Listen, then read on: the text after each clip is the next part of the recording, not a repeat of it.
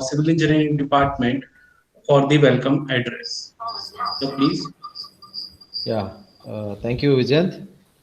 Good morning, all of you, all the students and dignitaries and speakers of today's workshop, faculty members. Thank you for joining the today's this post-tensioning workshop. It's very important workshop as we see the students who are learning from second year onwards the structural engineering, RCC, steel. So it will be very interesting and important topics we are going to cover through this workshop. Rana ma'am, please mute. Rana madam, yes. Two systems I think you have connected together.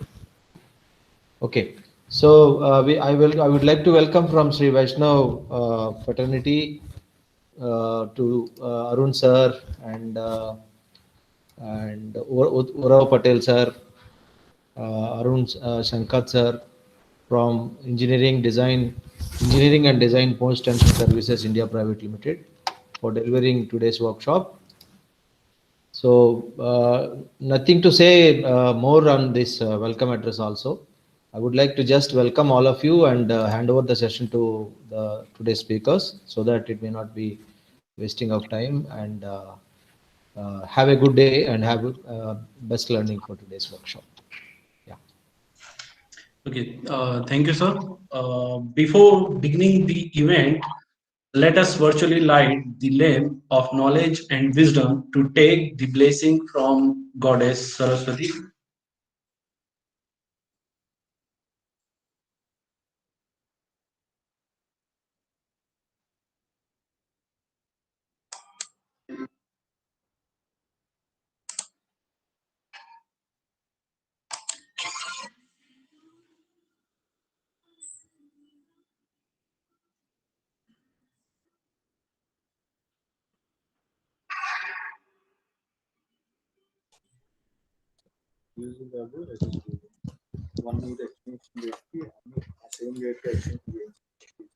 Tujuan చూసారా బీజీస్ ఎప్పటికి ఇచ్చారు Rana ma'am, no voice is coming, Rana ma'am.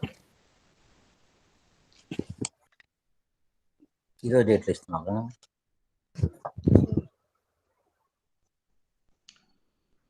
Okay, now I would like to invite Hetu Patel, Marketing Manager at Post Pensioning Services India Private Limited, for the introduction of the PTSI. So, please. ఇదేంది Hello. Good morning, friends. How are you all? ఇది ఎందుకు ఇది Fine. 2000 ఇచ్చారు Just to introduce our organization, Post Pension Services India Private Limited. చూసారు కదా ఆయన We are into the business of providing technologies into construction and concrete construction related other products. We are pioneer in providing services for unbonded post tensioning system, wide slab so system, many pages ఉన్నాయా and smart sensors. Basically, these smart sensors are used for sensing the concrete strength in directly at the work site. Another two products which we are introducing is smart walls, which we call as the parade frame, which is the replacement of partition walls. And the last is the smart stoppers. It helps you to stop your drill machine when you are drilling in your ceiling or a wall. We established this organization in 2006 with our corporate office in Vadodara, having our branch offices in Ahmedabad, Surat, Mumbai, Rajkot, Hyderabad, and Raipur. We have many site offices in other cities. In fact, in Indore, we have done more than 53 projects nowadays. And since 2006, we have completed more than 1,700 projects pan India in 90 plus cities in 15 states and worked for the area of around 116 million running feet and proudly working with more than 200 structural engineers and architects pan India.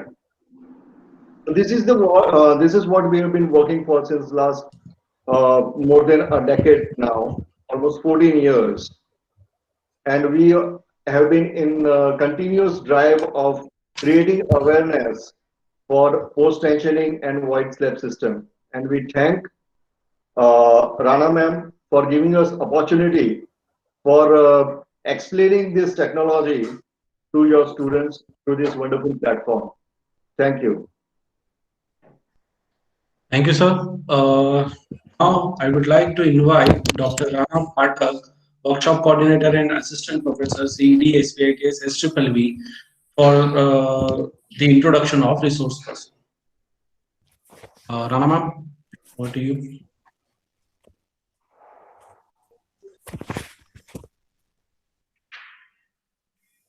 Thank you so much, Vidyan sir. It's our honor to organize this workshop in collaboration with Post Tensioning Services India Private Limited, and it's my double privilege to introduce Engineer Arun Sankat. I have attended his lecture. He can speak continuously for more than 4 hours. So that's why we could ask him for this favor, because he's a very good teacher. He is an academician first and then he switched to industry. And a teacher always remains a teacher. So Mr. Arun Sankat accomplished his graduation in civil engineering, and thereafter completed his master's from MS University of Baroda. He served as a lecturer in applied mechanics and structural engineering department at the Faculty of Technology and Engineering, MS University of Baroda till 2006. He published research papers in technical journals and presented in international technical events. With the zeal to do something towards advancement in the construction industry, he joined Post Tension Services India Private Limited in 2006 and excelled in the design aspects of post tensioning techniques. He is well versed with the concepts of post tensioning and implemented the same in accordance with the Indian construction practices. He took after the R&D at PTSI and has performed tests in collaboration with IIT Madras for formulating design aspects of void slab system in contacts with Indian standards.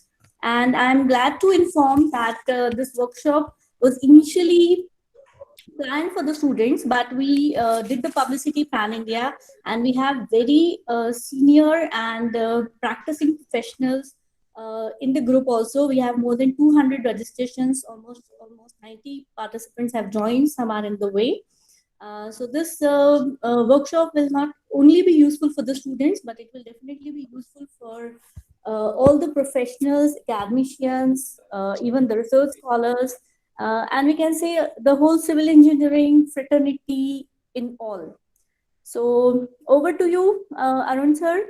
The session is all yours, and I welcome you for your first session on the basics of post tensioning, and then after your session we will take a break, and then we will start with the second session around 1:30. So over to you, Arun sir. Thank you, Pathak ma'am. Thank you, Professor Vijayan Pandey and Dr. Anand Babu. So, this is a good opportunity for us to interact with the students of your college, as well as outside of the college, as well as the professionals through this platform. I would like to have just a video clip of our company profile, and then we'll switch over to the presentation. Let me start my present now. Your entire screen. Okay.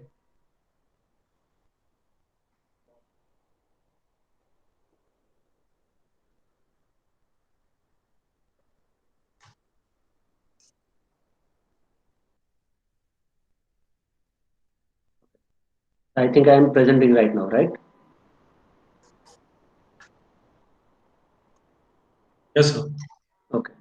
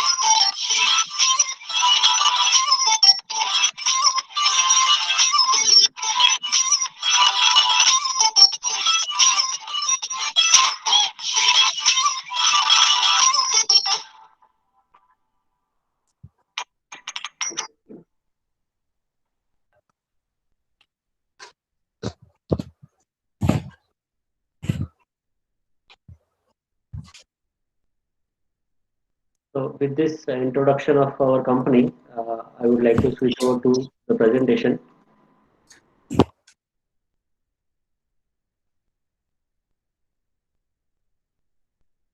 So this presentation is regarding the introduction of unbounded post-tensioning systems. It is in nutshell, it is about the basics of the post-tensioning systems. To be frankly, it is a part of pre-stressing systems, and we'll see where this post-tensioning system falls in the overall scenario of pre-stressing and all the things. Let us start with the very first example we generally learn in the subjects of either it is applied mechanics or strength of material or stress analysis. All subjects will have this common example to start with. That is nothing but it is a simply supported beam resting on two supports, and it is subjected to certain kind of loading. Right?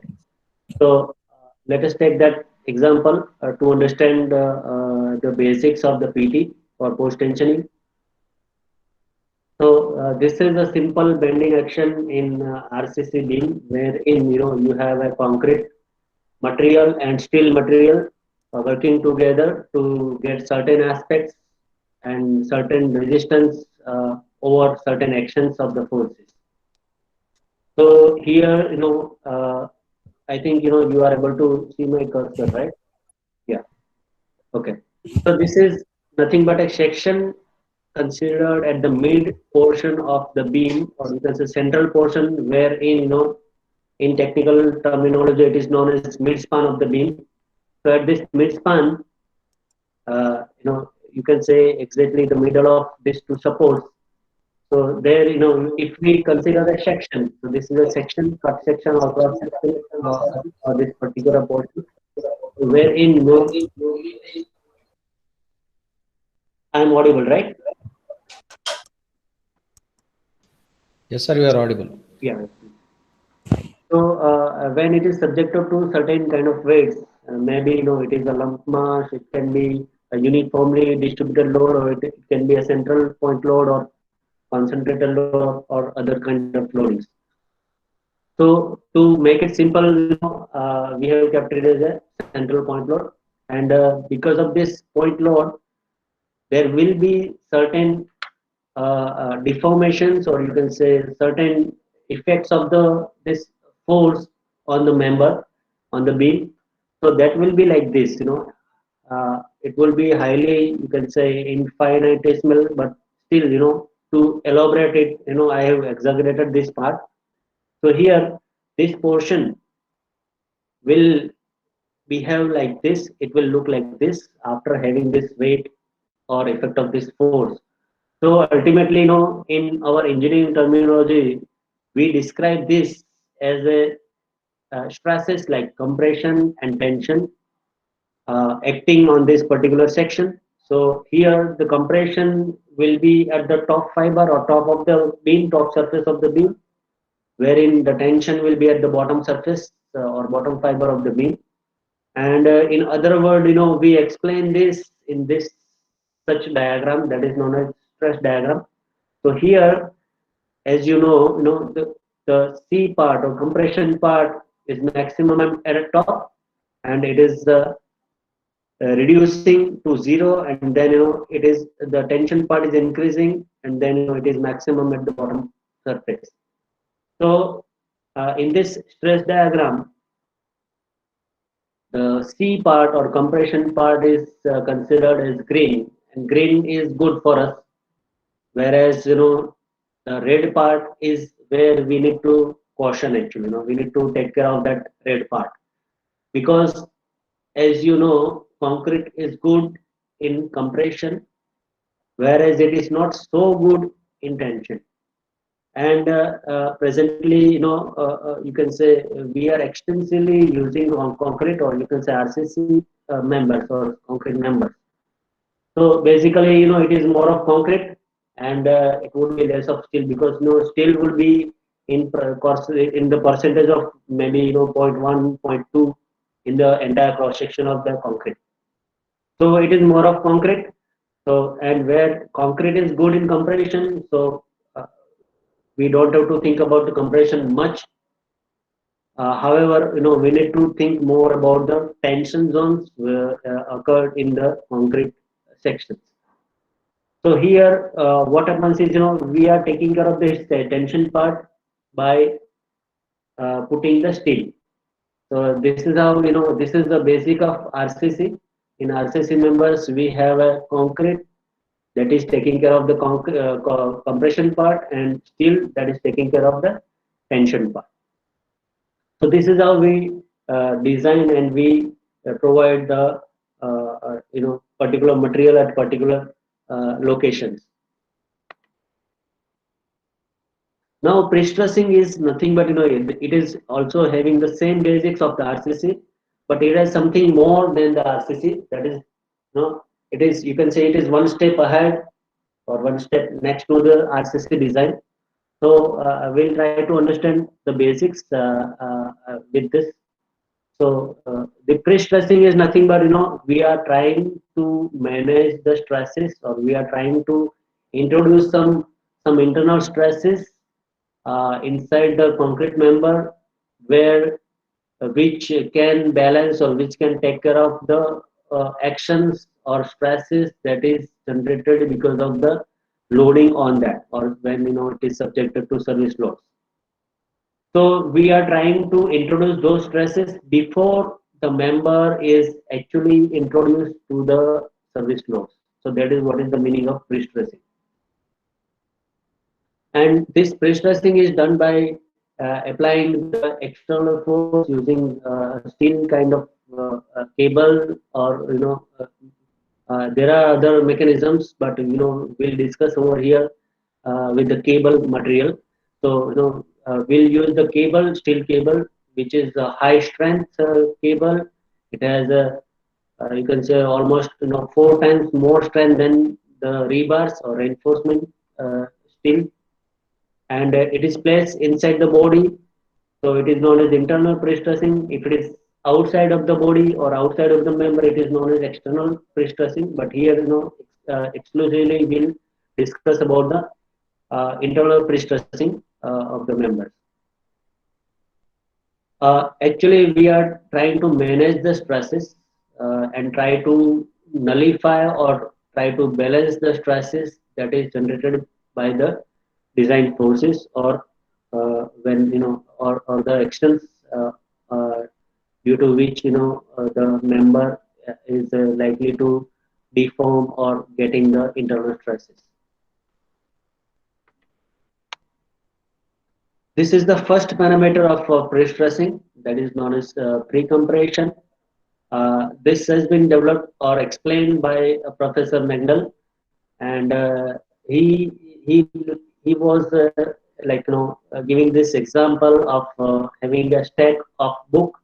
So in a rack, you must have seen the library. You have a base on which the certain books are being kept on that particular base, and if you remove or if you take out this base, what will happen is the book will not be there. It will fall down. So there is another way to get the book in position. That is nothing but if you can have enough pre-stressing from both the sides, as it is being seen here. If you have enough pre-compression force on both the faces of your book, then again it will have the same effect, or you can say again you can restrain or you can retain those books or stack of books with that force. So this is you can say magic. Without having the base, still you are having the book intact at its position. So by virtue of the pre-compression force. So this force, if we can generate this force, it has its own benefits in the concrete members. So that is one part. The second part is the load balancing or weight balancing actions, and that has been actually developed by T.Y. Lim, and he was a practitioner engineer in the US, and he can say designed many good projects or structures in USA. So he developed this concept of load balancing, in addition to this pre-compression. In pre-compression, you must have seen that, this example shows that, there is a cable, blue cable, running across, along the length of the member. And then, by this cable, the force is applied, that is pre-compression, right, from the ends of that this member.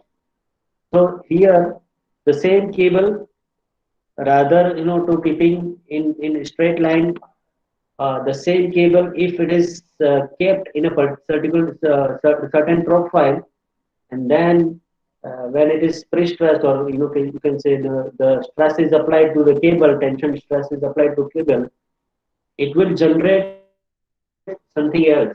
So that is nothing but it is known as load balancing or weight balancing. So it generates a force that is against the force of gravity. So again, it has a beautiful aspects of generating the force against the gravity, because in general design, except lateral designs like earthquake and wind. In general design, we are designing the member for gravity forces or gravity actions actually.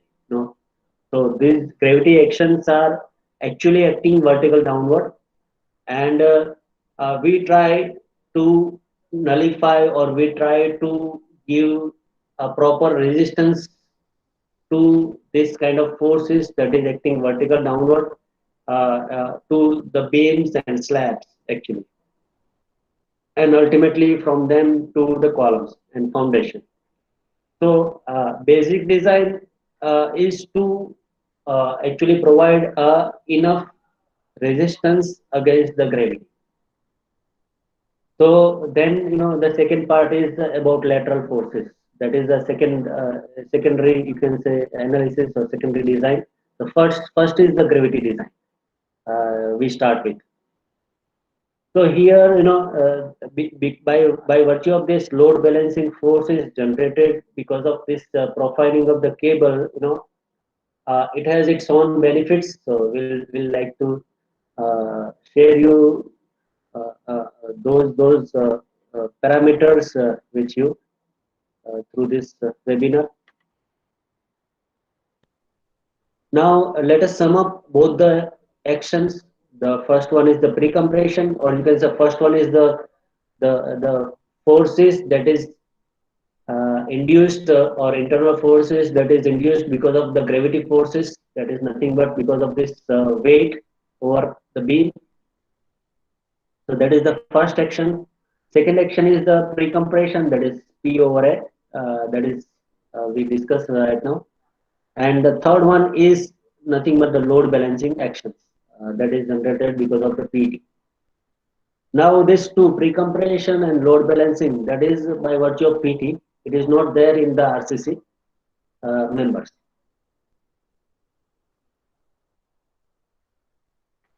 So here, actually, in load balancing, let us work out it more in detail. What happens and why it is happening, and what are the actually basic nut and bolts of generating this weight balancing forces or balancing forces. So let us take this example. This is a bridge in California, in San Francisco. This is known as Golden Gate Bridge, and it is a very popular bridge actually.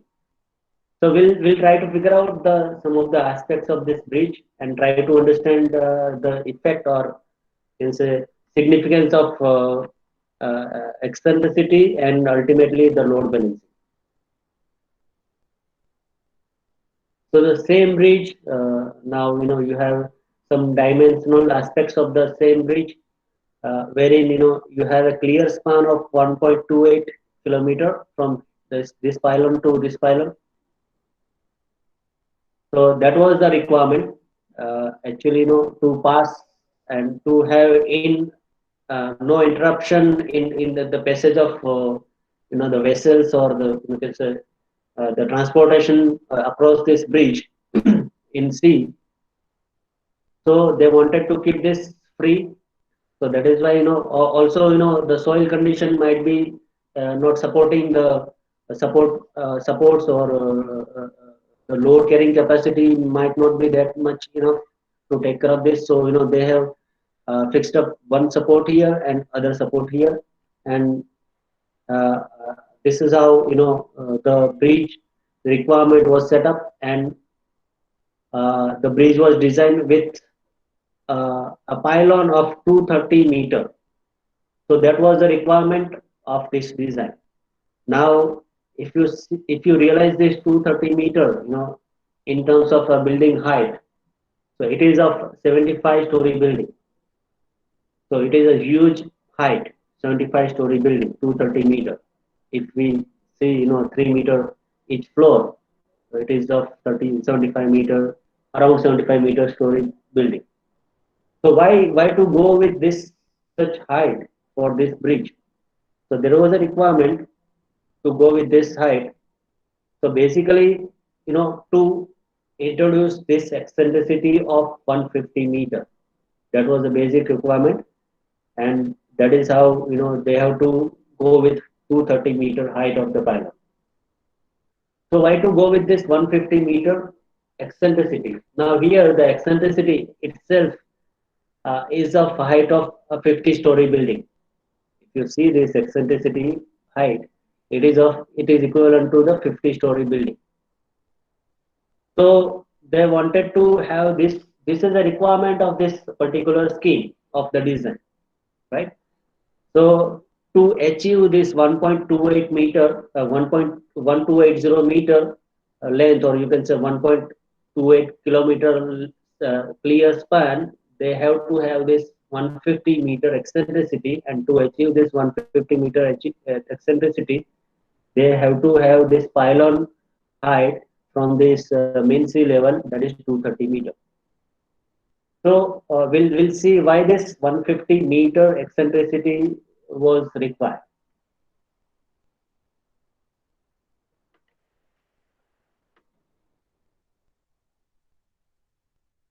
So the same curvature, same eccentricity, or you can say same similar kind of thing, but now we are bringing the same fundamental to the building, or you can say to a slab or beam.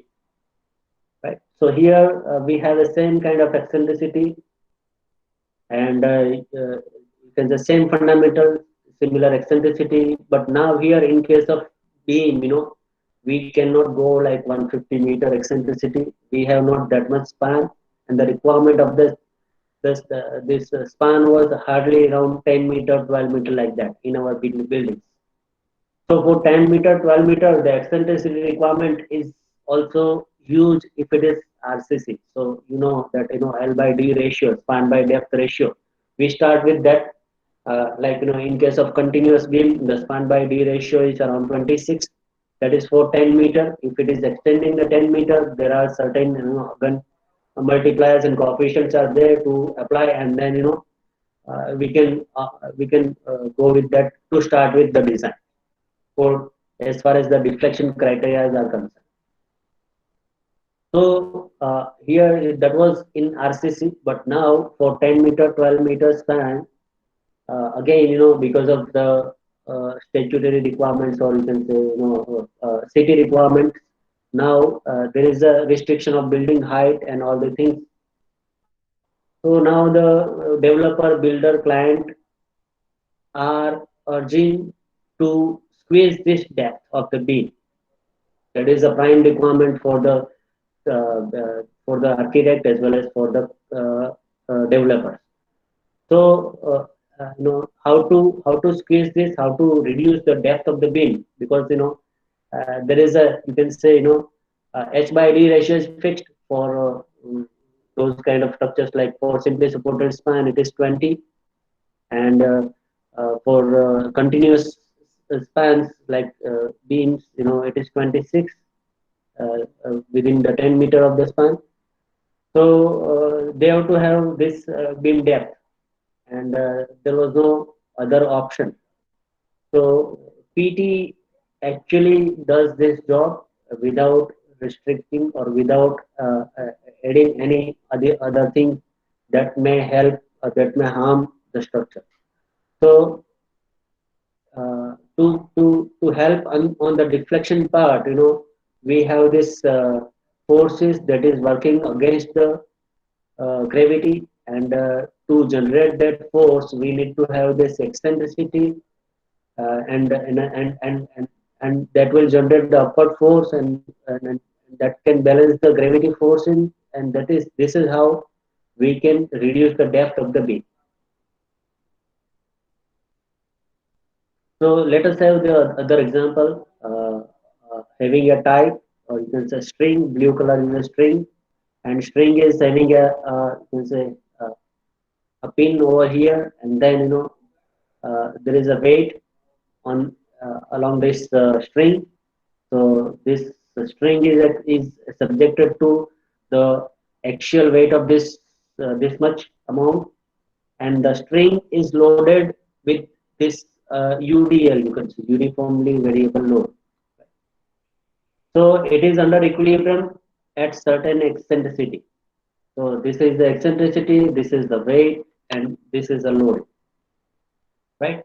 Now, if we want to reduce the eccentricity E, so ultimately we are reducing the depth of the member, right? So if we want to reduce this eccentricity, what we need to do is we need to increase this force. The force in the cable need to be increased. So this is one way of reducing the depth of the member, or you can say reducing the eccentricity of the member. So force required is more when available eccentricity is less. So when we need to decrease or we need to reduce the depth of the member, the force requirement is huge, or you can say tremendous. So to balance between the force requirement, because once the force requirement is huge, you need to put on many number of cables, and when the material is huge, its cost is also huge, like that. So to make it cost effective, and also to satisfy the client's requirement, we can optimize over this force as well as this eccentricity.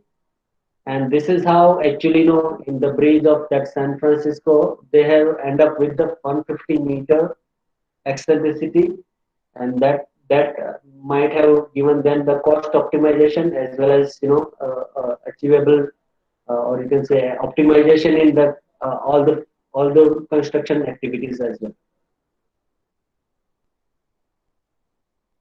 So in nutshell, the higher the eccentricity, higher is the load balancing force generated by a cable, and lesser would be the force required in the cable. Whereas if the lesser eccentricity is requirement, then lesser would be the load balancing force, and higher would be the requirement of the force in the cable, so that we can, if the force is higher, then again load balancing force can be generated more in less eccentricity, and can have the weight balancing force more, and we can save the deflection, or we can optimize the deflection criteria. So this is how the role of eccentricity is being explained or defined here. The same example. So now, summing up all the things, we have the RCC fundamentals where, the stresses are being defined with this particular stress diagram where, compression is at top and tension is at bottom, and the stress is being calculated by the moment, bending moment value divided by the section modulus, Z. This is the RCC fundamental. Now, coming back to the PT fundamental, this pre-compression is here. So it is nothing but the direct stress, the force P that is acting on this cable, divided by the area of cross section of the member, that is the pre-compression. Then there is a load balancing as we discussed right now. So P is the force in the cable, E is the eccentricity, and Z is the section modulus of the particular member. So this is a load balancing. Now here you can observe that the load balancing and this design stresses are almost balancing each other, or you can say both are reversing each other, right? Whereas pre-compression generates the compressive force, and as we know, the concrete is good in compression, so we don't bother about the compressive forces much. However, we need to check the compressive forces as well in case of PT, and tension forces as well, so that compression force should not be more than a certain, you can say limited, or you can say allowable stresses or allowable forces for a particular concrete mix.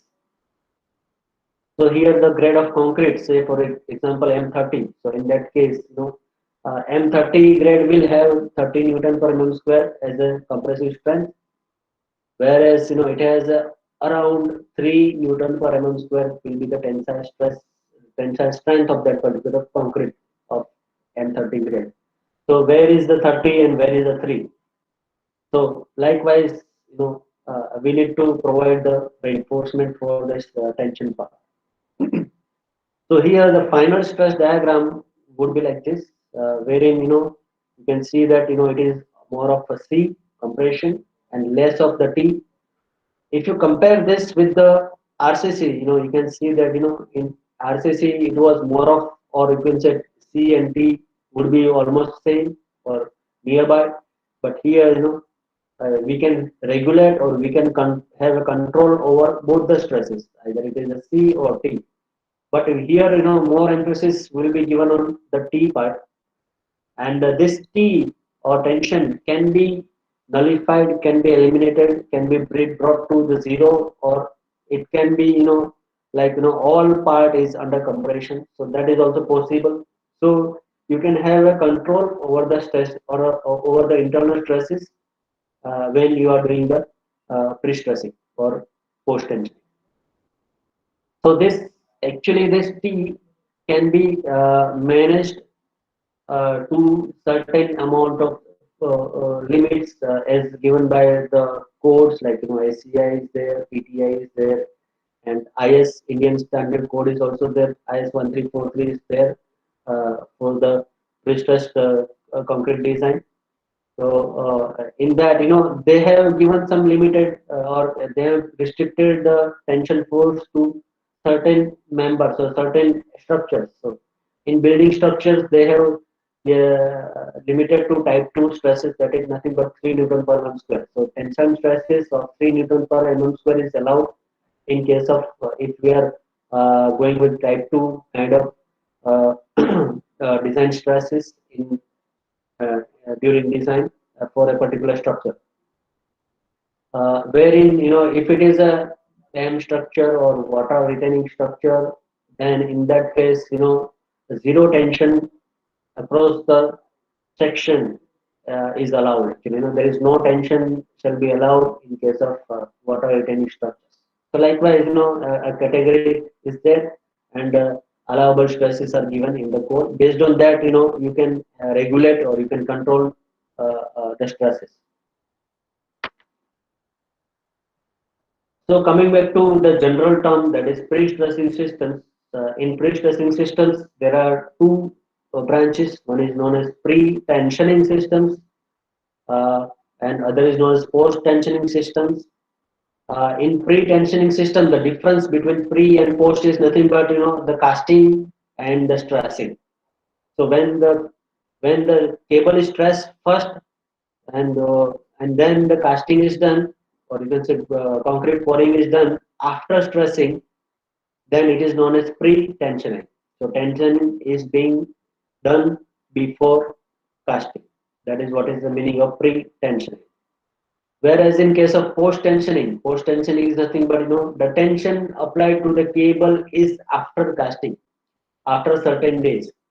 So when the concrete gets its certain strength, like at 7th day, generally concrete gets around 75% of its you can say strength, right? So at 7th day, generally what is the strength? Based on that, we try to stress the cable after 7th day of the casting. So that is what is the meaning of post-tensioning. In post-tensioning, the casting is done first and stressing is done afterwards. So in post-tensioning, again, there are two kind of categories are there. One is known as grouted post-tensioning systems, that is also known as bonded PT system in India. In US, they term it as a grouted post-tension system in other across the world. But here, it is popular as a bonded PT system in India. And the other system is known as unbonded post-tensioning system, and it is also known as monostrand PT system. The difference between these two is nothing but both are post-tensioning systems. The only difference is in case of grouting post-tensioning system, it requires grouting as an additional activity in pre-stressing. So here the grouting is done after applying the stress or after stressing the cable. This grouting is required to protect the cable as well as to generate the bond. And actually this bonded PT system is very popular in bridges and where the multi-strand encourages, and requirements are there of huge force in a concentrated way. So their bonded PT system is well versed, and it is being used fantastically in the bridges. But when it comes to building systems, this unbonded PT system is very favorable, or you can say it is accustomed, or it is accommodated. The system is accommodated in such a way that it is very useful, very user friendly to install, and all the activities are easy going way. In case of the building construction. So we'll see the unbonded PT system in detail in the next slides. So basically, this is how it looked like. This is the end anchorages of a slab, wherein it has an anchor plate. It has a pocket former. This is a pocket former. This is the anchor plate. It is nailed, and then it is having a cable running throughout this, either inside of the slab as well as outside of the slab for stressing. A part of cable is taken out outside of this slab edge to grab the cable while stressing, and then after stressing, the cable will be cut. Here you can say the main limitation is the higher grade of concrete, and better quality requirements are the prime requirements to achieve uh, its advantages, or you can say its proper effects. These are some advantages of post tensioning. It reduces the concrete volume by 10 to 20% in slab actually. So if you have a PT slab, and if you have a RCC slab, your slab thickness would be reduced in case of PT slab. Formwork can be stripped off in 6 to 7 days.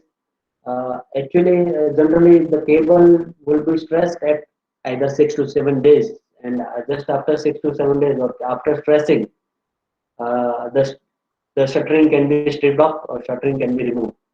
So this is how there is a considerable time saving with respect to normal RCC buildings. As far as the construction cycle is concerned, its column spacing can be around 25 to 30 feet or more in case of PT. Uh, column related activities can be minimized, can be reduced. It has a more clear headroom obtained through the PT assembly installation. So also, actually the beam depth is less, might be beam width is higher, but beam depth is less, and because of that, all the services and headroom requirement can be greatly achieved. Since the reinforcement is protected, PT reinforced structures have lower annual maintenance cost over time, and it has a less life cycle cost. Actually, we are controlling the stresses, and that helps us in protection of the other non pre-stress steel as well, right? So this is how it has a control over the cracks, and ultimately it has a more durability aspects in entire section, and that this is how it has a more, you can say, uh, uh, more life, or you can say more durability, or less maintenance cost. So let us discuss about the history of the post tensioning or pre-stressing. So in 1886, there was the first patent issued to PH Jackson in San Francisco. In 1928, Fressinet has started using the concept of PT through high strength wire and concrete. The same guy Fressinet has further developed on 1939, and he has developed conical wedges and special jacks for anchoring the cables and wires. So these are the key developments of post tensioning or pre-stressing.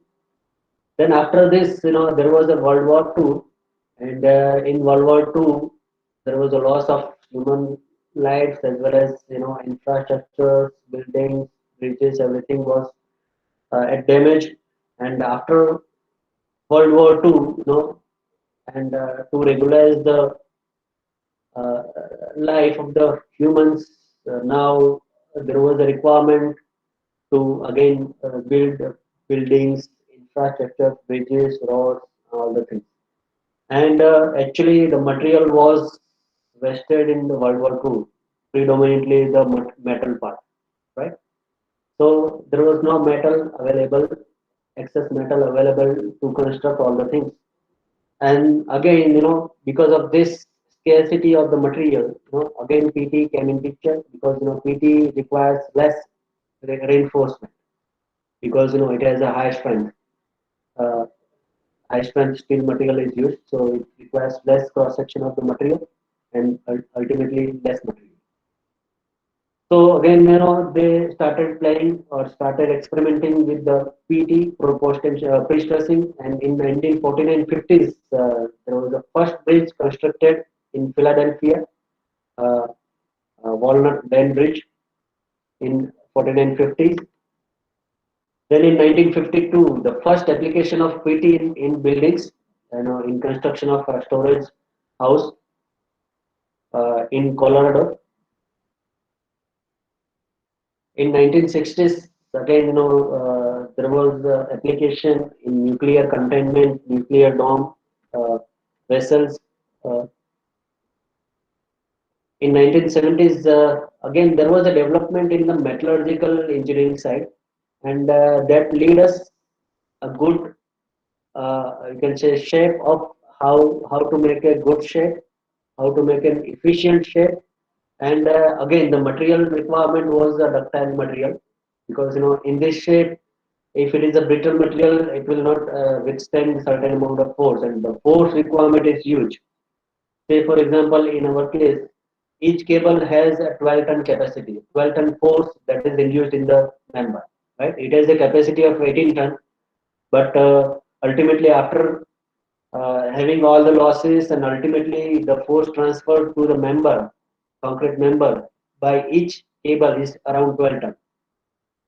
So you can think of the amount of force that is being transferred or that is being generated by this pre-stressing cable. So here, to hold that much amount of the force, the encourages requirement is also you can say stringent. So here the metallurgical aspect, where in ductile casting has developed the way of having the casting of the ductile material, cast iron or ductile material, and that has helped us in developing this kind of encourages, you can say, very light and very portable encourages system through that development in metallurgical side. In 1976, there was a formation of the Post Tensioning Institute, and this is a kind of a regulatory body that has developed the regulation, or you can say specification of the PT systems, whether it is bonded or unbonded, and they have developed the specification in such a way that you can have a good processing systems can be generated for the project. So this specification developed by this PTI, is now well versed, and it asks about what to do, what not to do, and all the things. And this is how actually we can make the structures durable and effective. The system of extruding plastic sheathing around the grease strand was developed. So these are the key developments actually, and one of them is what you see right now, the structure of the cable. This structure of cable is nothing but it is a product of extrusion or extruding the plastic sheathing material. So this is a metal part. It is a 7-wire strand twisted together in helical form. So one is a core wire, and the 6 wires are all around the core wire twisted together, and that is the structure of this cable. And on this cable, uh, there is a grease material, and on this grease material there is a plastic sheathing. This is a HDPE material. So, so this structure or this entire configuration is nothing but it is through this process of extruding plastic sheathing. Then ductile iron casting encourages, as we discussed lastly, concept of weight balancing that has helped us a lot in reducing the amount of cable, as well as reducing the amount of the depth of the member by this weight balancing concept. Then banded uniform layout for the two-way slab system. We'll see this. This actually has helped practically in laying the cable. In case of basket laying, both way uniform cable, both way distributed cable. It has its own limitation, or you can say it has its own difficulties or complexity in installation at the site. So to simplify that, this scheme has been developed, that is banded and uniform layout. We'll see in one of the photographs in next slides how it look like. But it has a similar kind of you can say aspect as far as its behavior is concerned. Then the computers and computers has been developed for the analysis and design, and it has made our analysis and design to the quickest possible way. So now we can design anything in you can say 1 or 2 hours, which may took more than a week or more than a month in case of earlier days without computers. And the latest development is the encapsulated unbonded PT system. This is good or excellent in case of when you have a corrosive environment, corrosive kind of surrounding for a building or for any structure. So there, the encapsulated unbonded PT system is the good option. So these are the components of post tensioning or unbonded PT system. As you know, this is a PT cable. This is the extrusion process. This is a sheathing. There is a grease, and then there is a cable like this. So this, to explain this in better form, this is a line diagram. You can say a diagram here. This is a cross section view. You can see the 7 wires. These are the 7 wires. Now the 6 wires are twisted around this 7th wire, and the material is high tension steel material, HT steel material. It is having around 4 times more than the strength of the rebar, reinforcing material. There is a grease over this. Grease has 2 properties. One is it is anti-corrosive material, so it doesn't promote corrosion to the strand, to the cable, so it protects from the corrosion of the cable. So the first is the protection. The second one of this grease is to allow smooth movement along the length of the cable while stressing. Right.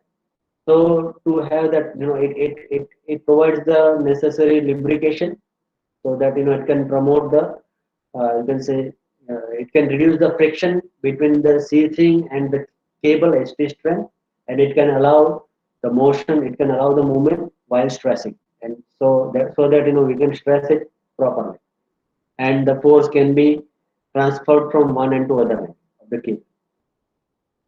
And then the HDPE sheathing. This HDPE sheathing has also 2 purposes. One is to keep the cable not bonded with the concrete.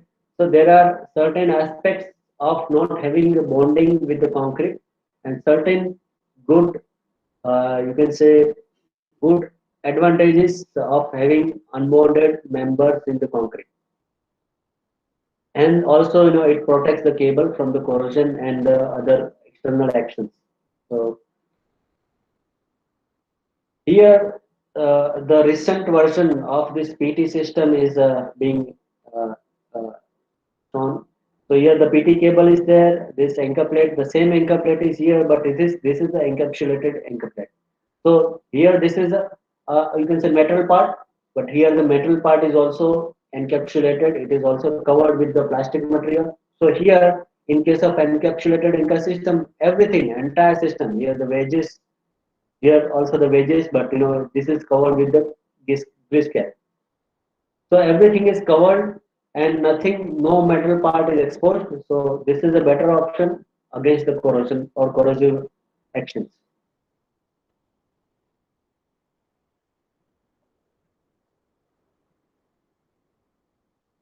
This is how it looks like when the entire system is being laid on site. You can say that there are two parts.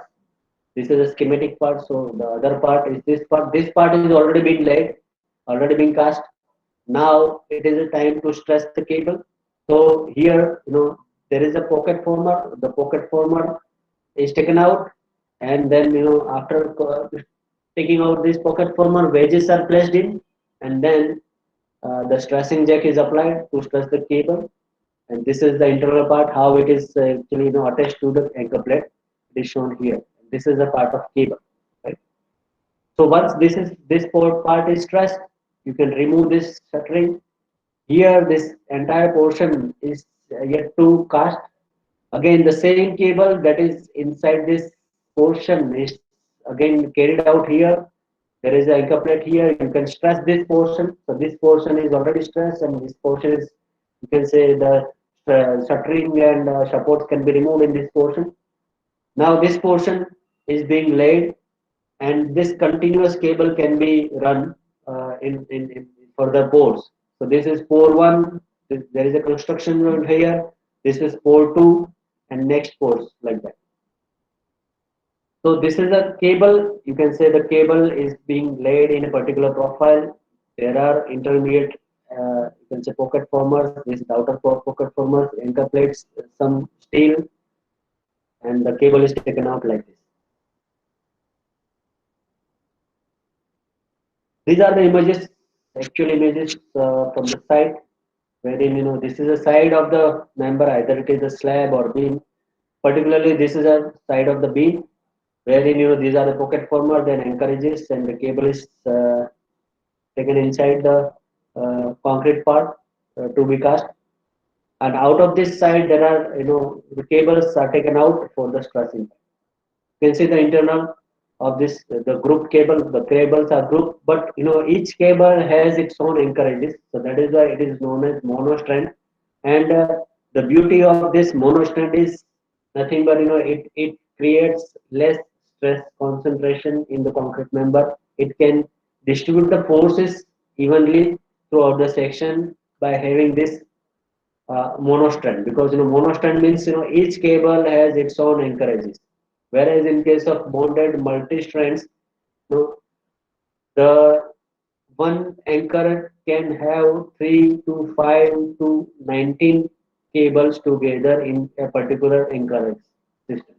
So one anchor allotted to maybe 12, maybe 19 such cables, and it transfers huge force, and the stress concentration developed is huge in that case, and that is how they require bursting steel requirements at anchorage zones. Here, the bursting steel requirement is very nominal. Maybe it can be served with the perimeter beam itself. No other extra steel is needed. So this diagram, this photograph shows the cable laying. So here the cables are being laid. You can say this is a column part, and this is a drop panel, and the cables are being laid in both the directions. And you can say that this is at low point, and here nearby the support it is at high point. So this is how the cable profiling is being achieved at site. And this is a photograph of after stressing, after cutting the cable. Now this is a recess formed by the pocket former, and after cutting the cable, this recess is also being patched up with the grout material, and now it looks like it is as if it is a RC member. There is nothing taken out of the building, and it is all well within the, you can say, protected zone of the concrete. So here you can say it is around 2 to 3 inches inside the concrete face, so it is well protected inside. So here image from the side. This is a flat slab wherein you have a flat slab with drop panel. This is a drop panel. There is a column here. Again, there is a drop panel here and column here. And the cables are being laid in both the directions. You can see some of the cables are added from this end to that end, like this. Some group of cables are here also added from this end to that end. Might be this is you can say uh, uh, the span over here is less and the span over here is more. So here the cable requirement is more. So that is why the more cables are required in particular span. Here there are not much requirement of the cable. So here the cables are terminated at this end, and those cables will be stressed from the other end, like that. Few other images you can see the cables, the distributed cables. You can say cables across the beam. You can say these are the cables, and again cables in beam. You can see the added cables. These are the added cables, like that. Applications in the residential projects. The first scheme is a flat scheme wherein PT slab and a column, you can say, or shear walls or structural walls. So here actually in this flat, there are no beam inside of this flat part. So only column and slab. There are beams like here. There is a beam connecting these two shear walls. There is a beam connecting to this shear walls, like that. There are certain beams. Maybe at outer periphery there can be a beam in perimeter. So these beams are needed to take care of the lateral actions. Either it is a wind or earthquake, and this wind earthquake requirement, based on that, the beams can be provided, but inside internal beams can be avoided, and this is how the flat skin can be achieved. There are benefits of having this flat skin. You can have any internal walls. You can shift the internal walls. You can alter your interior laying or your room size. Everything, it is, you can have this flexibility in case of flat skin. You don't have to follow the beam grid for running the walls. So in this project, we propose the cable laying, which is nothing but band cable in one direction and distributed cable in the other direction. So here you can set the band of cable. You can set the group of cable across this horizontal along this horizontal direction. You can have this certain cables grouped together. Here also the group of cable. Here also the group of cable running. And in vertical direction, the distributed cables are running. So here, these are nothing but these are the sunken part. So these are the sunken parts is also introduced and achievable in this kind of layout. The same project, you can see that the band of cable. This is the band of cable. Here also this is the band of cable, and these are the distributed cables. Here you can watch out. This is a low point. Again, it goes to the high point. Again, it goes to low point, like this. So here, all this uniform cable says a high point here, high point here, high point here, high point here, like that.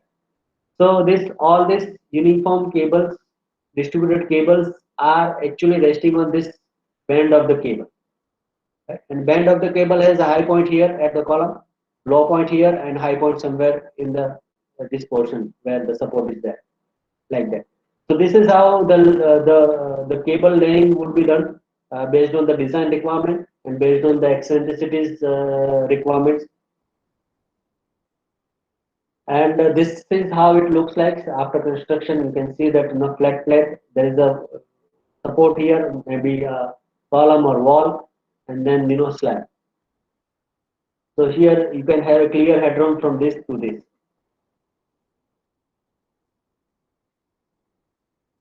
Then there are applications in the commercial projects wherein the loading criteria is a bit higher than the residential. Here the loading criteria is around 500 kg per meter square, and maybe the floor finish load is around 200 kg per meter square. Wall load could be around or 200 kg per meter square, like that. So in that case, what could be the scheme? So one of them is this flat slab with drop panel or drop column cap or drop cap scheme. This scheme is based on the column locations. If the column locations are of having two-way kind of grid, then flat slab with column cap or drop cap would be suggested. So here you can see this is a drop panel, this is a column, and the entire slab, like that. So there are drop panels at the column. Maybe the span could be like, this could be the 8 meter, this could be the 9 meter, like that, or 8 by 8 or 9 by 9 grid. So here the same photograph to discuss, and this is the photograph from the soffit of the slab. Here you can see the drop panels like this. These are the drop panels and the slab, flat slab. There can be a flat scheme in commercial as well. These are the columns and the flat entirely. There is no beam inside. There are a few beams, like here there is a beam, here there is a beam inside, and all other beams are at the outer perimeter of the building to take care of the earthquake forces as well as gravity forces. This could be a good suggestion, or you can say proposal for a client, where you have, suppose this is a 8 meter, and say this is a, say, 10 to 11 or 12 meter. So 12 by 8 is suppose the grid side of the column locations. In that case, we can have a wide shallow beam in this direction where the span is more, and in other direction there can be a PT slab with lesser thickness. So here the wide shallow means the width of the beam is more. So width of the beam is more, whereas depth is less. Maybe the depth is just double the slab thickness. That's it. So this could be a good option for such kind of column locations. This was a good project wherein client has come up with this columns here, as well as columns here, here, here, here, and here. That was the initial design by the consultant, and the client approached us that if you can do something better than that, what is being proposed by the RCC consultant. So we thought that we can go with the flat or flat slab, but then client was not having any issue of having the depth of the beam. So let us have the same depth. So we kept the same depth, and we removed this column having the same depth as of it was having RCC, but we have removed this column. So now the entire space is column free. You can see the entire building is column free. So this could be the option where the depth issue is not there. You can reduce some columns. This was an example, good example of industrial project wherein generally such kind of geometry is there, planning is there, wherein you have columns. These are the columns. So columns are placed in such a way that there is one row. This is the entire row which is having a larger span, right? So here the span was around 20 meter, so around 70 feet, sorry. So the span was 20 meter in the middle of this, and here the span was around 12 meter, and here the span was around 16 meter, like that. So, but here the span is less in this direction. In this direction, the span was lesser. So in this direction, vertical direction, the PT beam was being laid, and in this direction there was a RCC beam laid, like that. So there can be a hybrid system where the span is more, we can go with the PT. Where the span is less, and the deflection is not the governing criteria, we can go with the RCC, like that. So this is known as the ribbed beam with slab scheme. So the photograph of the same layout, it is for workshop for the Volvo Eicher. Actually, it was a fabrication unit in Pithampur in Madhya Pradesh, nearby Indore, and this is completed in 2010. After this, we have again worked with the same Volvo Eicher workshop industry, and second phase was to construct the paint shop, and it was having the similar kind of geometry, and that is also being done after this 2010, maybe around 2012. That is also being completed and working well. Here the beauty is the loading on this particular PT floor was used. This is a PT floor, right? So this PT floor was having a huge load because it was to assemble the you can say automobiles, like for this transportation vehicles. So there was a huge load on this floors, and above this there was a light roof or steel. You can say shelter. The other kind of flooring system is a waffle or grid slab or grid beam. So beams are running in the border direction. This is good when you have a column locations like this. Here you can see that the column locations are in both ways. There are 8 columns, 4 at the corners and 4 at the sides, or you can say edges, right? And this was the project we completed, I think, in 2009-10 in Jaipur.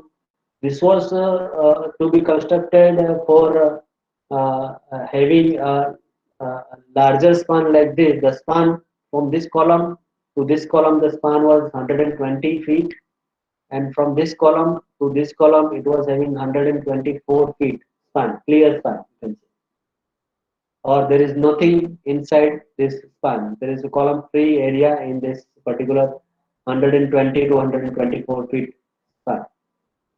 These are all cutouts, you can say openings for air and ventilation. Actually, this was to construct for a temple, and it is adjacent to the temple of Govindamji temple in the Jaipur. And they wanted to restrict the overall height of this building. That should not be more than the temple height. So they have that restriction, as well as they have the restriction of putting any column inside, and they wanted to have this much span. So in RCC, it was not being actually achieved. The depth requirement for this span in case of RCC was huge and was not satisfying the requirement of the overall height of the building. That should not be the height more than the height of the temple.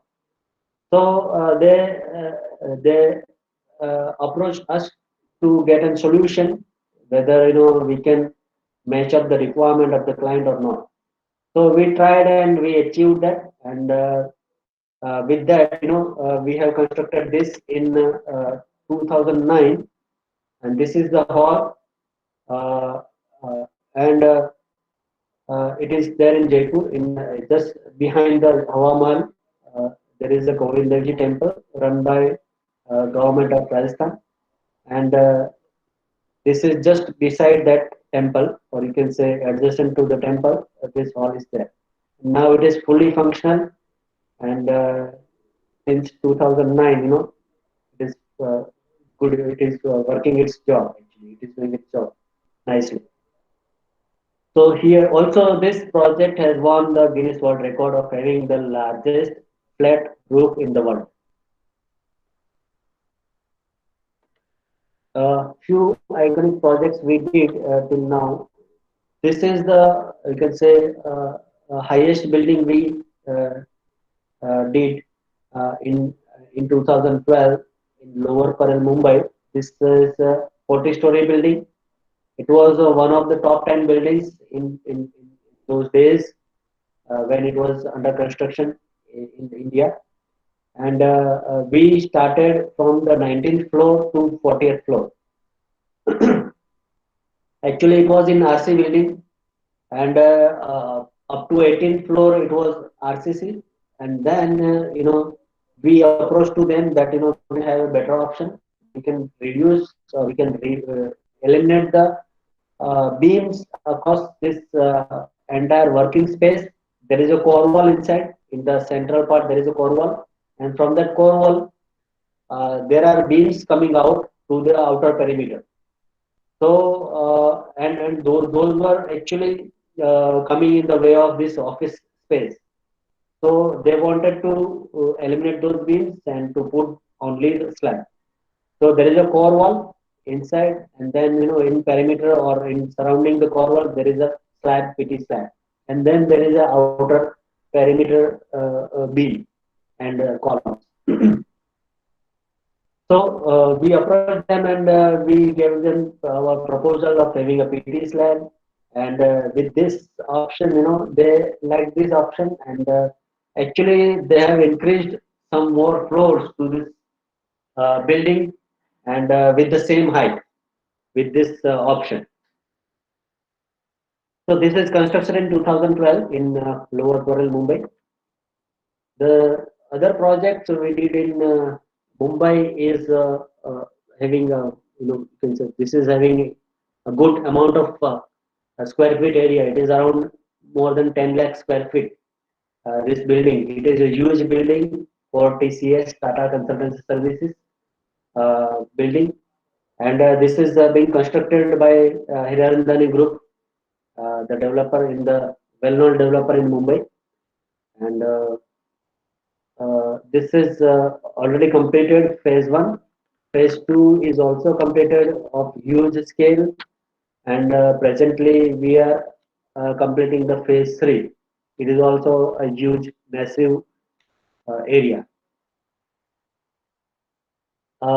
This is an IT park in Mumbai, wherein you can see the flat slab scheme is being proposed and being actually being worked out. You can see some drop panels along the columns, nearby the columns.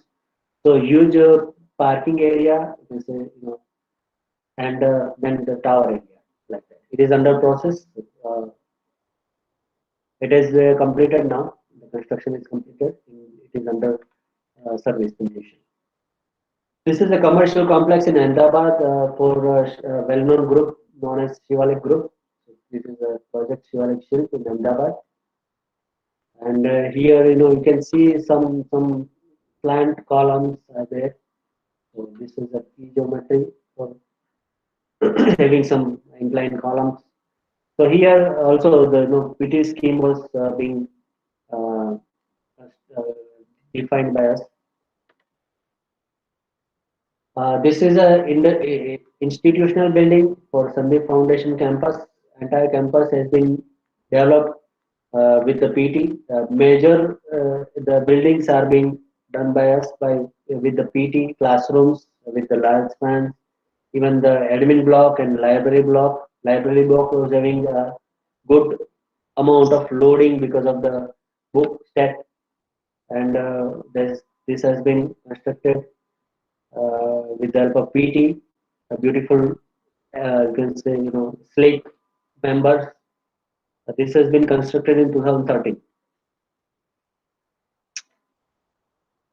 This is an iconic building, you can say iconic shape, cow shape building. It is a corporate office in Vadodara for K10, and this is also completed. You can see that any shape can be worked out with the PTs. There is no restriction of the shape as well. It should not be regular. It can be any shape. Either it is a regular shape or it is a cow shape. Everything can be managed with this system, because this is a highly flexible system, and with this flexibility we can achieve this kind of shapes.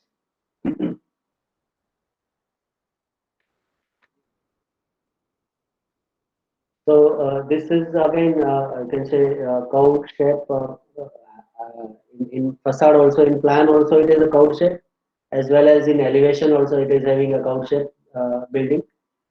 This is a high-end flat scheme, and here actually the flat scheme was was required by the client. The client did not want any kind of beam inside the building. There are beams, but those are at outer perimeters, and there are shear walls actually, or you can say structural walls to take care of the lateral aspects of this building. So there is a this is a corporate house for Linde engineering company. So Linde was there in one of our old constructed buildings, this designed by us, and they wanted to have shift to the new building, and the same also the new building also was allotted to us, and this is the building. This is the CGI, or you can say computer generated image of the same project, and this is the real picture of the project. This is office building, and this is you can say here this is having, this is also a PT, you can say. There is an entire from this end to this end. This is entire basement inside the lower part of this uh, floor, and this floor has a huge load of up and downs of the levels, as well as having a soil mass on this, and having stepping up and stepping down of geometry. So below this, there is entire load, you can say structure or frame of the PT beams running across and along this in both the ways to take care of this. This is a highly complex geometry was there actually, to lay the cable, to design. But we achieved those because there is a slope here also. You can see that there is a slope. There is this kind of thing. So everything was undulated. Here the slope, the level is different. Here the level is different, like this. So here the level is different. Everywhere the difference of levels was there, and they wanted to make that in PT for the durability aspect. So we gave them our options, and they liked that, and then they move forward like that. So with this, I would like to end up here the session, and uh, if you can see this last slide, you can see that everything is patched up. This is the perimeter beam, and nothing is taken out. Everything is well inside, and this is how it matches the requirement of facade. There is nothing taken out, so there is no special requirement of facade. Only thing is they have to protect this particular thing. They cannot attach anything here. They can attach here. So likewise, facade requirements can also be matched up with this PT system.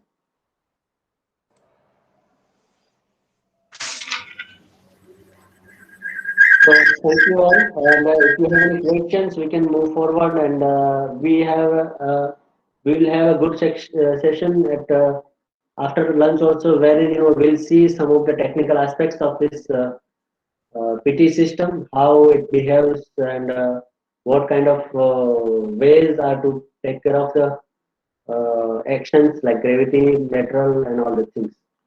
We'll see in the later stage at 1:30 p.m. in the next session. But till now, what we considered or what we cover up is the basics, all the basics of the PT system. And if you have any questions, please let me know. Sir, actually, there is some doubt or questions in the chat box. Okay.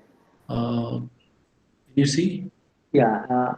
Mr. Nishant is asking about the cable profile should follow BMD.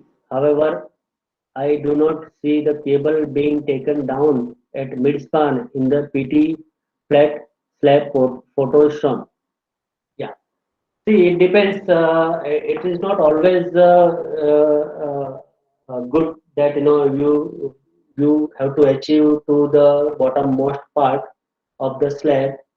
Actually, maybe the image what you have seen is of short span. There can be a short span, long span, short span, like that, right? So if you have a series of maybe a long span is there, then there is a short span, and then there is a long span, right? So if you have something like this, then it is better to provide, the cable at the bottommost part in the longer span part, and cable could be at middle part, or it can be at the top, running entirely at the top surface of the short span, and then again, in the long span it goes down, and it achieves the eccentricity.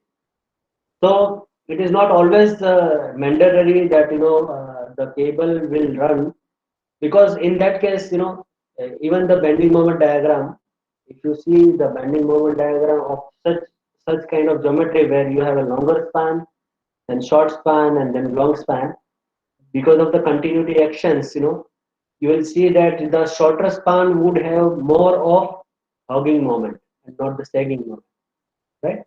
So where we have a sagging moment, the cable should be taken down to achieve maximum eccentricity and to achieve maximum load balancing actions.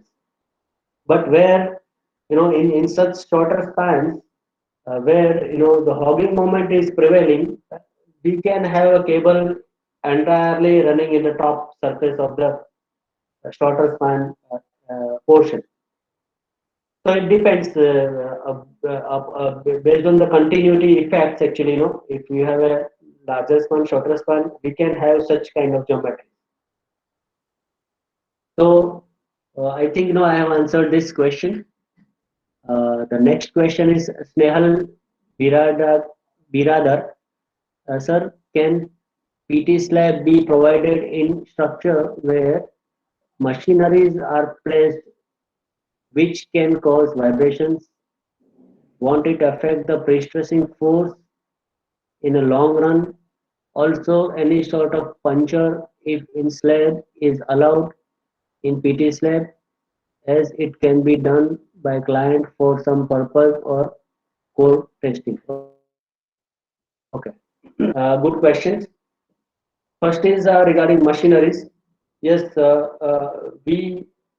we did certain projects where the machineries were likely to be there in industries, like in Vapi. We did many projects wherein machineries were there. Even in our this presentation, there was a project for in Pithampur, wherein the machinery movements was there. So yes, it can be designed with the PT system. There is no issue, and vibration analysis can be carried out, and based on that vibration behavior, or you can say natural frequency or natural period of the structure, should not be such that it matches, or it can uh, elevate the you can say acceleration, or you can say amplitude of the natural uh, frequency of the structure. It should not match both the things, as we know that resonance should not be the case. So we should avoid the resonance, and if we can avoid the resonance, there is no issue with the vibrations. That is one part. Other part is we can have some dampers and some you can say some mechanisms if the vibrations are being actually you can say excited by the machines, and if it is transferred to the floor, uh, that might be if the machines are rotating equipments. Generally, it is in terms of RPM, and the frequency are in terms of, like, it is more than 500,000 hertz. So those will not actually matter much in case of our floors, because the frequency of the floor is hardly in terms of 5 to 6 hertz, or maybe hardly it is 2 to 3 or 5 to 6 hertz. So and the rotating equipment are having 500 to 600 RPMs or 1000 RPMs. So there is no point of matching those things. So that way, actually, we can get rid of this resonance part. in dealing with the natural frequency of the floor. So as such, there is no issue with this kind of machineries being kept on this. But if at all there is an issue, there are ways to get rid of these issues. We can have isolators, we can have base isolators to be kept on the floor, and we can isolate the actions of vibrations from the machines to the floor with those kind of isolators. The similar kind we are using for the RCC members, same kind of isolators can be used for the PT, and this is how we can get rid of the vibrations or vibrating forces transferred to the floor. Second one is actually we also have had one project for such rotating equipments. Actually, it was for Xylem Group. Xylem Group is, I think, a German group, and they have their testing laboratory in nearby Baroda, actually, in the industrial zone. So for them, they are actually in water science, and they are into R&D of pumps and pipes actually. So and the flow actually, flow mechanics. So they are actually studying the flow and rotating equipments like motors, pumps. So they wanted to have a testing floor, and we used the unwanted PT system in that testing floor, and they experienced that the floor is vibrating because of the connection of the rotating equipments on that. So we checked them couple of days, and it sounds good. There is no issue. There is no crack developed on the PT floor, and the anchorages and everything was intact. So there is no issue actually. We experienced those things, and it is working well with those things. I think it is constructed in 2008 something in the year of 2008, and still now it is working well.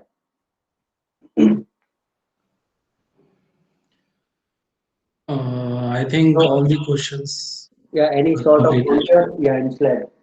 I'll cover this part in next session. We'll have a couple of slides for this, but to address this concern of having the puncturing in the slab. We'll see that in next part of the seminar, as it can be done by. Also, we have a tool that is known as Smart Stopper to address this issue. So we'll see that we'll not see the smart stopper part, but we'll see some of the slides of how we can take care of this issue of having the puncturing the slab of the PT slab. Is it can be done? Okay. Four strands inside flat slabs. What is the difference in strands and anchorage? What is difference? That is strands which are terminated inside concrete for non-stressing jack and encourages any if any photos there will be appreciated. I think you are discussing about the aided cables. The aided cables are concentrated in certain spans, not entire slab, but they are being laid in a particular spans only. I think you are discussing about that. So actually, the added cables or the strands inside flat slabs. What is the difference in strands and anchorages? That is strands which are terminated inside concrete. Okay. So the strands terminated inside the concrete are based on the design requirements. Maybe like there is a long span, there is a short span, then long span. So there is no requirement as such in short span. There is a huge requirement of the cables in long span.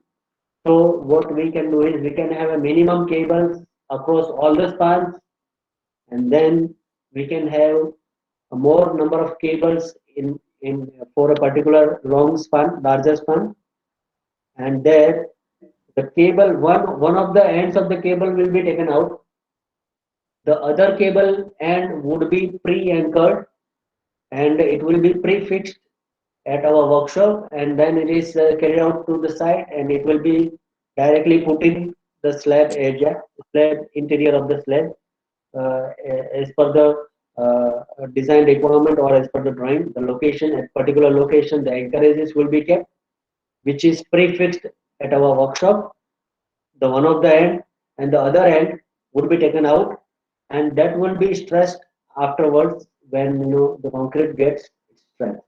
And there is a lubrication because of the grease inside the cable, right? Cable is not bonded, so that is how we can stress the cable to the entire length from one of the ends based on the length requirement. And if the length requirement is not huge, we can always stress from one of the ends. This is how the stressing can be done and stressing can be achieved. I think I have answered this question. Yes, sir. Yeah. The second question is for flat slab using with metal ducts, what is effect of metal duct properties on force transfer or anything else to know? For flat slab, actually metal ducts are being used in case of bonded PT system, and these ducts are being used just to take care of the stressing part, because it is a post tensioning, and in post tensioning actually uh, the casting is done first and then the stressing is done. So casting, if the casting is done in bare strand, you cannot stress the cable because cable gets bond with the concrete directly. So we need to keep the cable not getting bond in intermediate stage before stressing. So that is why the duct is actually being uh, uh, placed. So duct, and inside duct there is a passage, and in that passage the cables are being laid actually in bonded PT system. Whereas in our system, in unbonded PT system, there is no such arrangement is there.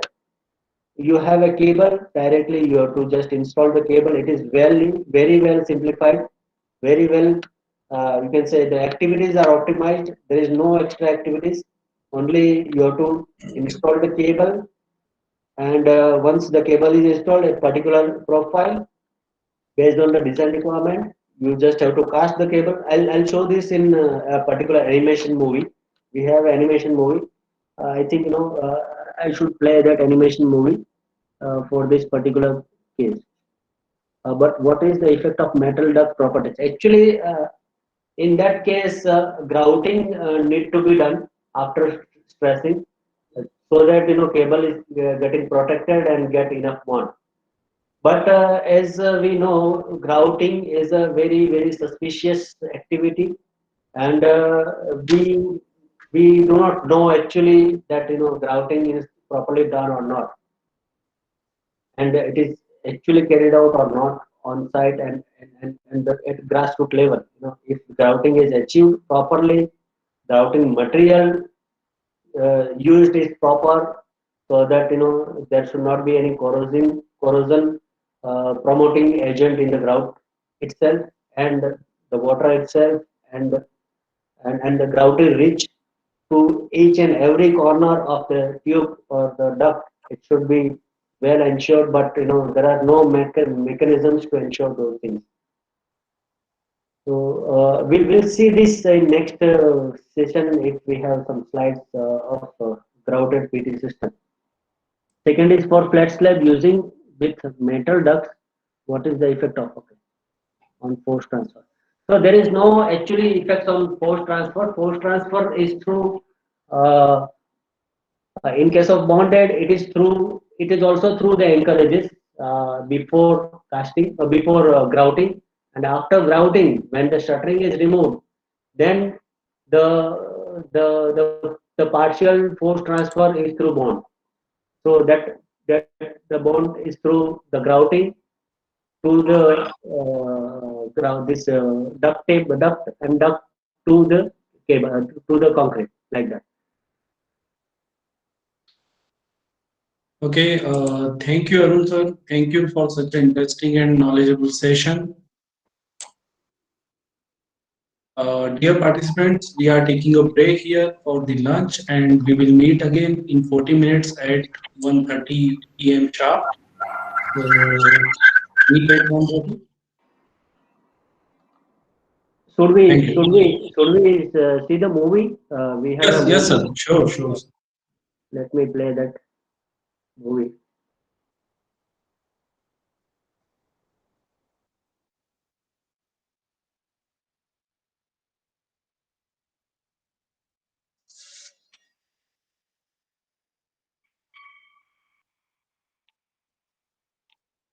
This will clarify most of the things.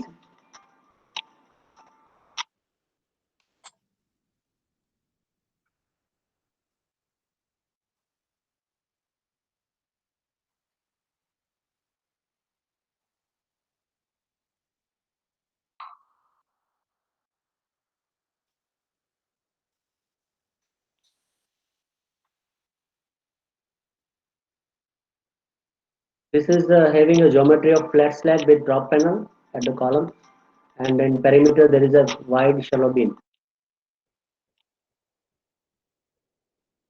So the bottom reinforcement is being placed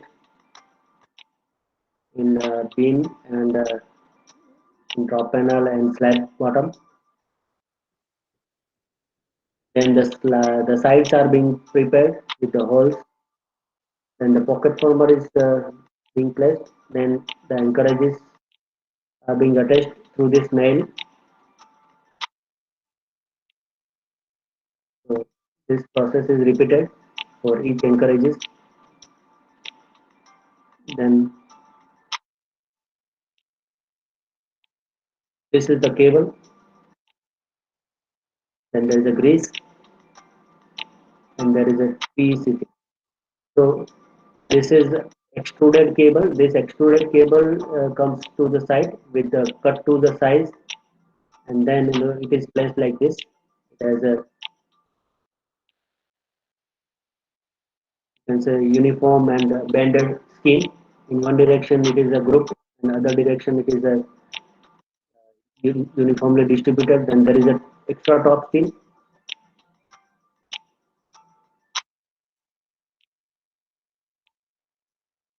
Concrete pouring is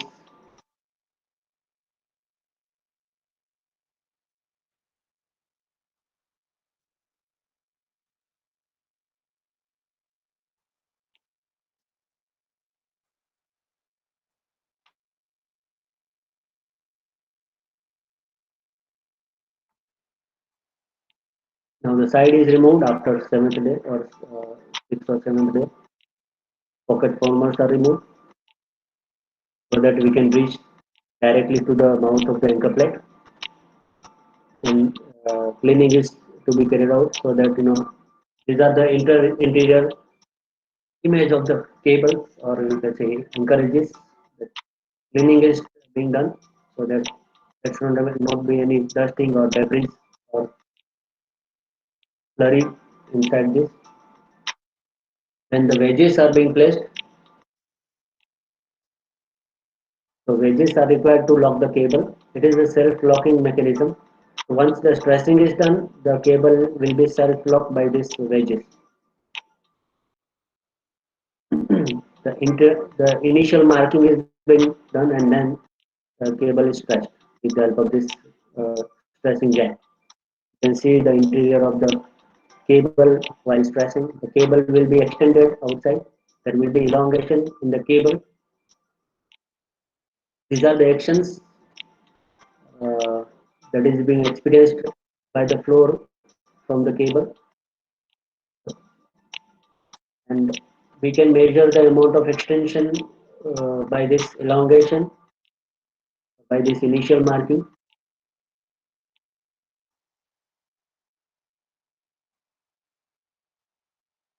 Once we achieve the force, we can cut the cable, and after cutting the cable, we can fill up the this pockets, and this is how the entire process is completed for a particular floor. Then the shuttering can be removed.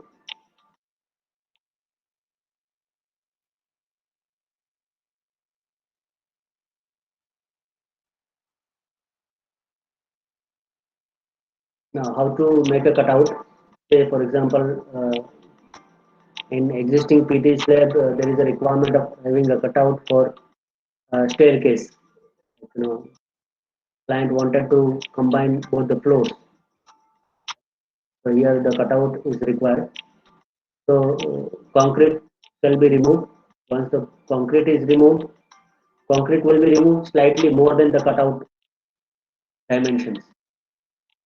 And the cable is cut, and after cable is cut, one after another, then this kind of end uh, arrangement is being arranged, and then that part is again poured with the anchorages, and then we can again stress the cable. So here the beauty is we can re-stress the cable, wherein in case of grouted PT system, once the grouting is done, you cannot do anything on that. You cannot re-stress the cable. Here the re-stressing part is possible.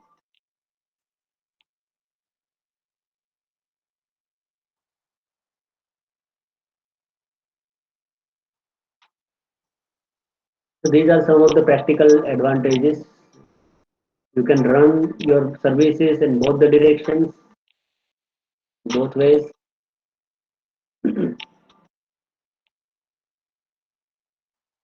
You can save on the headrooms.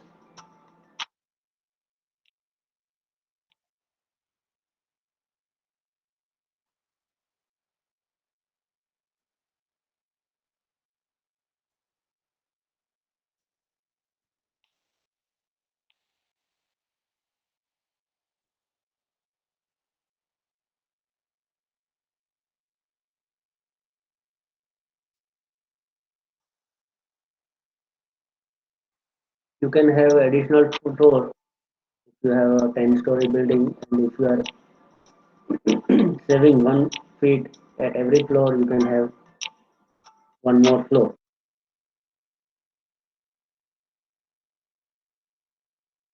Quality level shall be ensured. Calibrations and QA checks, QC checks should be carried out. And we are also providing hybrid services, that is void PT slab. So to get the advantages of both the systems, lightweight as well as pre-stressing.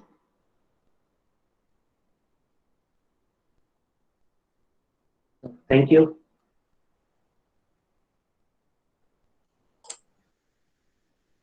Thank you, sir. So we are meeting again at 1:30, right? 1:30, right? All right. Okay. Thank you. Right. So Vijayant, it's already 1. Is it possible to come back again after half an hour, or should we take more break? 45 minutes? 1:45? Okay, sir. Arun sir? Hello. Sir, shall we give that much time? 45 minutes for lunch break? Yes. Yes, We'll please. meet at 1:45 then. All right. Yeah, please. Okay. All right.